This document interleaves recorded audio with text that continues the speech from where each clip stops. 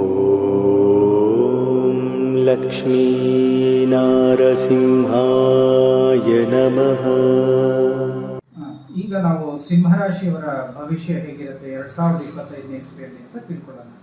ಸಿಂಹರಾಶಿ ಹೆಸರು ಹೇಳುವಂತೆ ಅವರು ಜನ್ಮಜಾತವಾಗಿ ಎಲ್ಲದರಲ್ಲೂ ಮುನ್ನುಗ್ಗುವ ಮತ್ತು ಎಲ್ಲದರ ಮೇಲೆ ಅಧಿಕಾರ ಸಾಧಿಸುವ ಒಂದು ವಿಶೇಷವಾದ ಸಾಮರ್ಥ್ಯವನ್ನ ಸಿಂಹರಾಶಿಯವರು ಪಡ್ಕೊಂಡಿರ್ತಾರೆ.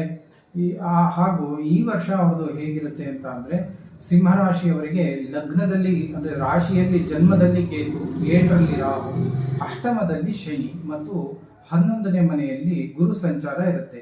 ಇದು ಏನು ಅಂದ್ರೆ, ನಿಮಗೆ ಎಷ್ಟೇ ಕಷ್ಟ ಬರುವ ಒಂದು ಪರಿಸ್ಥಿತಿಗಳು ಇದ್ರೂ ಸಹಿತ ಗುರುವಿನ ಅನುಗ್ರಹದಿಂದ ಗುರುವು ಲಾಭ ಅಥವಾ ರಾಜ್ಯ ಸ್ಥಾನದಲ್ಲಿ ಗುರು ಸಂಚಾರ ಆಗ್ತಾ ಇರೋದ್ರಿಂದ ವಿಶೇಷ ಬುದ್ಧಿ ಜಾಗೃತಿ ಸಿಂಹರಾಶಿಯವರಿಗೆ ಇದೆ ಅಂತ ಹೇಳ್ಬೋದು. ಹಾಗೂ ಗುರುವಿನ ಅನುಗ್ರಹ ಅತ್ಯುತ್ತಮವಾಗಿ ಅವರಿಗೆ ಸಿಗ್ತದೆ.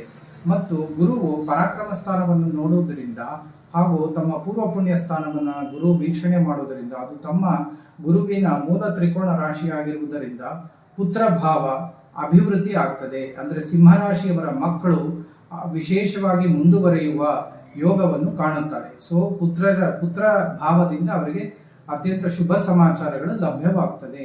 ಮತ್ತು ಗುರುವಿನ ದೃಷ್ಟಿ ಪರಾಕ್ರಮ ಸ್ಥಾನದ ಮೇಲೆ ಬೀಳ್ತಾ ಇದೆ. ಸೊ ಹಾಗಾಗಿ ಏನಾಗುತ್ತೆ ಅಂದ್ರೆ, ಅವರು ಪ್ರಾಕ್ಟಿಕಲ್ ಆಗಿ ಅವರು ತುಂಬಾ ಏಬಲ್ ಆಗಿ ಕೆಲಸ ಮಾಡೋದಿಕ್ಕೆ, ಇಷ್ಟೇ ಕಷ್ಟಗಳು ಬಂದರೂ ಅವರು ಧೈರ್ಯವಾಗಿ ಫೇಸ್ ಮಾಡುವಂತ ಎಲ್ಲ ಲಕ್ಷಣಗಳು ಈ ವರ್ಷ ಸಿಂಹರಾಶಿಯವರಿಗೆ ಸಿಗುತ್ತೆ. ಆದರೆ ವಿಶೇಷವಾಗಿ ಜಾಗೃತಿ ವಹಿಸಬೇಕಾದದ್ದು ಏನು ಅಂದ್ರೆ, ಆರೋಗ್ಯದಲ್ಲಿ ವಿಶೇಷ ಬದಲಾವಣೆಗಳು ಅದು ಅಷ್ಟು ಶುಭಕರವಾಗಿ ಕಾಣ್ತಾ ಇಲ್ಲ. ಆದರೆ ಗುರುಬಲ ಇರೋದ್ರಿಂದ, ಗುರು ದೃಷ್ಟಿ ಇರೋದ್ರಿಂದ ಆರೋಗ್ಯದಲ್ಲಿ ಬರತಕ್ಕಂಥ ಬದಲಾವಣೆಗಳನ್ನ ಸ್ವಲ್ಪ ವೈದ್ಯಕೀಯ ಚಿಕಿತ್ಸೆಗಳನ್ನು ಪಡೆದುಕೊಳ್ಳುವುದರಿಂದ ಹಾಗೂ ದೇವತಾ ಉಪಾಸನೆ ಮತ್ತು ಪ್ರಾಣಿ ಪಕ್ಷಿಗಳಿಗೆ ಆಹಾರ ನೀಡುವುದರಿಂದ ಸ್ವಲ್ಪ ಮಟ್ಟಿನ ಎಲ್ಲ ಅಶುಭ ಫಲಗಳನ್ನು ನಿವಾರಣೆ ಮಾಡಿಕೊಂಡು ಶುಭ ಫಲಗಳನ್ನು ಪಡಿಬಹುದು. ಆದರೆ ಈ ಸಿಂಹರಾಶಿಯವರಿಗೆ ಈ ವರ್ಷ ಏನಪ್ಪಾ ಅಂದ್ರೆ, ಕುಟುಂಬದಲ್ಲಿ ವಿಶೇಷ ಬದಲಾವಣೆಗಳನ್ನ ಅಂದ್ರೆ, ಈಗ ಕೆಲವರಿಗೆ ಮ್ಯಾರಿಡ್ ಲೈಫಲ್ಲಿ ತುಂಬಾ ಪ್ರಾಬ್ಲಮ್ ಇರುತ್ತೆ, ಕೆಲವರು ಕೋರ್ಟ್ಗೆ ಡೈವರ್ಸಸ್ಗೆ ಎಲ್ಲ ಅಪ್ಲೈ ಮಾಡ್ಕೊಂಡಿರ್ತಾರೆ. ಸೊ ಈ ತರ ಪರಿಸ್ಥಿತಿಗಳಿರೋರು ವಿಶೇಷವಾಗಿ ಜಾಗರೂಕತೆಯಿಂದ ನಿರ್ಧಾರ ತಗೊಳ್ಳುವಂಥದ್ದು ಅತಿ ಅವಶ್ಯಕವಾಗಿರುತ್ತೆ. ಯಾಕೆಂದ್ರೆ ಗಂಡ ಹೆಂಡತಿಯರ ನಡುವೆ ಸ್ವಲ್ಪ ಮಟ್ಟಿನ ವಿರಸಗಳು ಈ ರೀತಿ ಕಾಣುವ ಒಂದು ಯೋಗವು ಈ ವರ್ಷ ಸಂಭಾವನೆಗಳು ಇರ್ತವೆ. ಇದು ಒಂದು ಭಾಗ. ಮಿಕ್ಕೆ ತಿಳಿಸಿದಂತೆ ಇವರಿಗೆ ಆರೋಗ್ಯದ ಬಗ್ಗೆ ಕಾಳಜಿ ಒಂದು ವಿಷಯವಾದರೆ ಮಿಕ್ಕ ಎಲ್ಲ ಫಲಗಳು ಇವರಿಗೆ ಶುಭಕರವಾಗಿ ಸಿಂಹರಾಶಿಯವರಿಗೆ ಈ ವರ್ಷ ಫಲ ಸಿಗುತ್ತೆ. ಸಿಂಹರಾಶಿಯವರ ಹೆಸರೇ ಹೇಳುವುದಂತೆ ಲಕ್ಷ್ಮೀನರಸಿಂಹ ದೇವರ ಅನುಗ್ರಹ ಪಡ್ಕೋಬೇಕಾಗತ್ತೆ.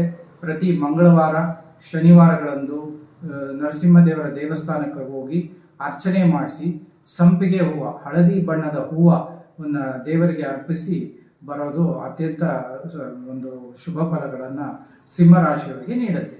ಮತ್ತೆ ಈ ವರ್ಷ ಈ ರಾಶಿಯಿಂದ ಅಷ್ಟಮದಲ್ಲಿ ಶನಿ ಸಂಚಾರ ಇದೆ. ಇದಕ್ಕೆ ತಕ್ಕಂಥ ಪರಿಹಾರಗಳನ್ನು ಇವರು ಮಾಡಿಕೊಳ್ಳೇಬೇಕಾಗುತ್ತೆ. ಯಾಕೆಂದ್ರೆ ಅಷ್ಟಮ ಸ್ಥಾನವು ಈ ವರ್ಷ ಶನಿ ಸಂಚಾರ ಜಲರಾಶಿಯಲ್ಲಿ ಆಗ್ತಾ ಇರೋದ್ರಿಂದ ಇವರಿಗೆ ಜಲಕ್ಕೆ ವಾಟರ್ ಇನ್ಫೆಕ್ಷನ್ ಅಥವಾ ವಾಟರ್ಗೆ ಸಂಬಂಧಪಟ್ಟಂತ ಕಂಟಕಗಳು, ಜಲಕಂಟಕಗಳು ಅಂತ ಹೇಳ್ತೇವೆ, ಅದು ಸೂಚನೆ ಮಾಡುತ್ತೆ. ಸೊ ಆದ್ರಿಂದ ಸಿಂಹರಾಶಿಯವರು ಆಂಜನೇಯನ ಉಪಾಸನೆ ಮತ್ತು ಶನೈಶ್ಚರ ಗ್ರಹದ ಉಪಾಸನೆ, ನಾವು ಮುಂಚೆ ತಿಳಿಸಿದಂತೆ ಲಕ್ಷ್ಮೀ ನರಸಿಂಹದೇವರ ಆರಾಧನೆಯ ಜೊತೆಗೆ ಈ ಒಂದು ದೇವಸ್ಥಾನಗಳಿಗೆ ಭೇಟಿ ನೀಡಿ ಅವಾಗವಾಗ ಭೇಟಿ ನೀಡಿ ಅರ್ಚನೆ ಮಾಡಿಸಿ ಅಲ್ಲಿ ಕುಳಿತಿದ್ದು ಸ್ವಲ್ಪ ಸಮಯವನ್ನು ಕಳ್ಕೊಂಡು ಮನೆಗೆ ಬರತಕ್ಕಂಥದ್ದು ಮತ್ತು ಮಂತ್ರ ಜಪ ಮಾಡುವಂಥದ್ದು ಸಿಂಹರಾಶಿಯವರಿಗೆ 2025ರಲ್ಲಿ ಅವರ ಆರೋಗ್ಯ ಹಾಗೂ ಕುಟುಂಬ ಇವೆರಡು ಯೋಚನೆ ಮಾಡಬೇಕಾಗಿರೋ ಅಥವಾ ಕಾನ್ಸಂಟ್ರೇಷನ್ ಮಾಡಬೇಕಾಗಿರುವಂಥ ಆಸ್ಪೆಕ್ಟ್ಸ್ ಸಿಂಹರಾಶಿಯವರಿಗೆ ಇರುತ್ತೆ. ಸೊ ಈ ಎರಡು ಭಾವಗಳಲ್ಲಿ ಯಾರಿಗಾನ ತೊಂದರೆ ಇದ್ದ ಪಕ್ಷದಲ್ಲಿ ಅವರು ಈ ರೀತಿ ಪರಿಹಾರಗಳನ್ನು ಮಾಡಿಕೊಂಡು ಅವರು ಶುಭ ಫಲಗಳನ್ನು ಕಾಣಬಹುದು.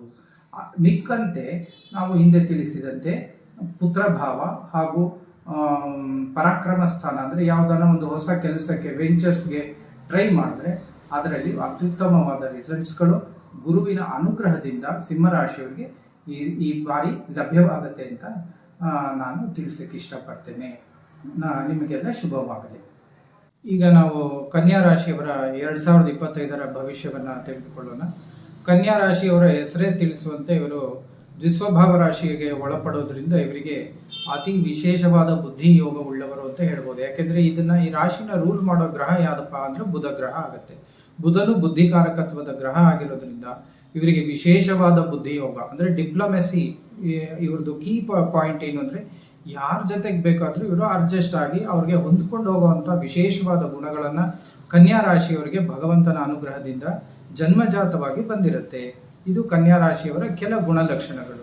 ಈಗ ಇವರಿಗೆ 2025ರ ಭವಿಷ್ಯ ಹೇಗಿದೆ ಅಂತ ಯೋಚನೆ ಮಾಡೋದಾದ್ರೆ ಇವರಿಗೆ ತಮ್ಮ ರಾಶಿಯಿಂದ 10ರಲ್ಲಿ ಗುರು ಸಂಚಾರ ಇರೋದ್ರಿಂದ ಗುರುಬಲ ಅಂತ ನಾವು ಕನ್ಸಿಡರ್ ಮಾಡ್ಬೋದು. ಆದರೆ ಈ ಗುರುಬಲವನ್ನು ಅವರು ಹೇಗೆ ಯೂಸ್ ಮಾಡ್ಕೊಳ್ಬೇಕು ಅನ್ನೋದನ್ನ ನಾವು ಫಸ್ಟ್ ಯೋಚನೆ ಮಾಡಬೇಕಾಗುತ್ತೆ. ಯಾಕೆಂದ್ರೆ ಇವರಿಗೆ ಸಪ್ತಮದಲ್ಲಿ ಶನಿ ಬರ್ತಾರೆ, ಮತ್ತೆ ಇಷ್ಟು ದಿನ ಅವರಿಗೆ ಸಪ್ತಮದಲ್ಲಿ ರಾಹುವಿಂದ ಅನೇಕ ವಿಧವಾದ ಬಾಧೆಗಳನ್ನು ಅವರು ಅನುಭವಿಸಿದ್ದಾರೆ. ಮತ್ತು ಅವರ ರಾಶಿಯಿಂದ ಸಪ್ತಮದಲ್ಲಿ ರಾಹು ಸಂಚಾರ ಇದ್ದಿದ್ದರಿಂದ ಮತ್ತು ರಾಶಿಯಲ್ಲೇ ಕೇತುವಿನ ಒಂದು ಸಂಚಾರ ಇದ್ದಿದ್ದರಿಂದ ಅನೇಕ ವಿಧವಾದ ಮಾನಸಿಕ ಹಿಂಸೆಗಳನ್ನು ಯಾತನೆಗಳನ್ನು ಕನ್ಯಾ ರಾಶಿಯವರು ವಿಶೇಷವಾಗಿ ಅನುಭವ ಪಟ್ಟಿರ್ತಾರೆ. ಈಗ ಏನು ಅಂದರೆ ರಾಹು ಅವರ ಸಪ್ತಮ ಸ್ಥಾನವನ್ನು ಬಿಟ್ಟು ರಾಶಿಯಿಂದ 6ನೇ ಮನೆಗೆ ರಾಹು ಸಂಚಾರ ಮತ್ತು ರಾಶಿಯಿಂದ 12ನೇ ಮನೆಗೆ ಕೇತು ಸಂಚಾರ ಬಂದಿದೆ. ಇದು ತಕ್ಕ ಮಟ್ಟಿನ ಶಾಂತಿಯನ್ನು ಅವರಿಗೆ ಕೊಡುತ್ತೆ ಅಂತ ಅನ್ಕೊಳ್ಳೋಣ. ಅಂದ್ರೆ ಈಗ ಸಪ್ತಮ ಭಾವದಲ್ಲಿ ಶನಿಯ ಸಂಚಾರ ಇದೆ. ಶನಿಯು ಸಪ್ತಮ ಭಾವದಲ್ಲಿ ಕನ್ಯಾ ರಾಶಿಯವರ ಮೇಲೆ ಸಂಚಾರ ಮಾಡುತ್ತಾ ಡೈರೆಕ್ಟ್ ಆಗಿ ತನ್ನ ಕನ್ಯಾ ರಾಶಿಯನ್ನೇ ನೋಡೋದ್ರಿಂದ ಅವರಿಗೆ ವಿಶೇಷವಾದ ಮಾನಸಿಕ ಚಂಚಲತೆಗಳು ಮತ್ತು ಹಿಂದೆ ಅವರಿಗೆ ಅನುಭವಕ್ಕೆ ಇರದ ವಿಶೇಷ ಒಂದು ಮಾನಸಿಕ ಪರಿಸ್ಥಿತಿಗಳನ್ನು ಕನ್ಯಾ ರಾಶಿಯವರು ಫೇಸ್ ಮಾಡಬೇಕಾದಂಥ ಪರಿಸ್ಥಿತಿಗಳು ಬರುತ್ತೆ.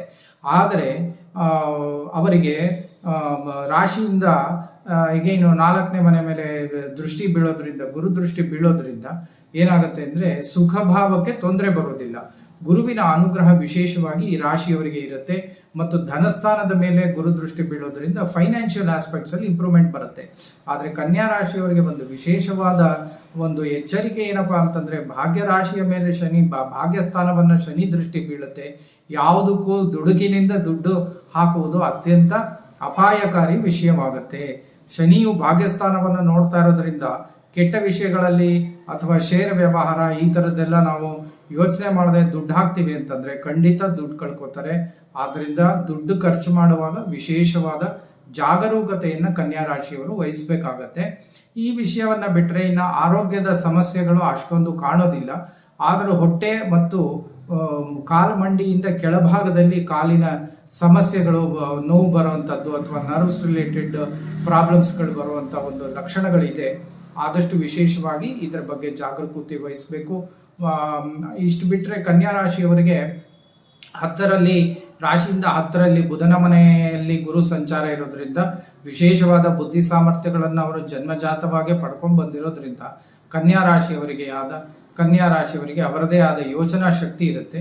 ಆದರೂ ಅವರು ಬುಧನ ಅಧಿದೇವತೆಯಾದ ಮಹಾವಿಷ್ಣುವಿನ ಆರಾಧನೆಯನ್ನು, ವಿಷ್ಣು ಸಹಸ್ರನಾಮವನ್ನು ಮತ್ತು ಆಂಜನೇಯ ಅಷ್ಟಕವನ್ನು ಪ್ರತಿದಿನವೂ ತಪ್ಪದೆ ದಿನಕ್ಕೆ 2 ಬಾರಿ ಹೇಳಿಕೊಂಡು ಆ ದೇವಸ್ಥಾನಗಳಿಗೆ ಹೋಗಿ ಪೂಜೆ ಅರ್ಚನೆ ಹಾಗೂ ಪ್ರದಕ್ಷಿಣೆ ನಮಸ್ಕಾರಗಳನ್ನು ಹಾಕುವುದರಿಂದ ಕನ್ಯಾ ರಾಶಿಯವರಿಗೆ ಎಲ್ಲ ಶುಭ